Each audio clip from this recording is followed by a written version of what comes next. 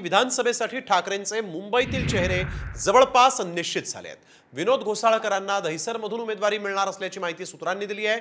वरुण सरदेसाईंना वांद्रे पूर्वमधून, आदित्य ठाकरेंना वरळीमधून, किशोरी पेडणेकर यांना भायखळ्यातून उमेदवारीची शक्यता आहे।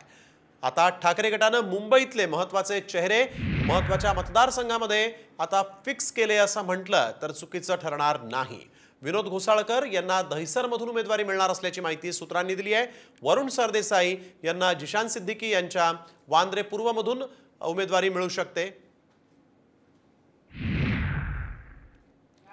तर मुंबईचे ठाकरेंचे उमेदवार ठरलेले आहेत। अमोल कीर्तिकर जोगेश्वरी, वरुण सरदेसाई वांद्रे पूर्व, आदित्य ठाकरे वरळी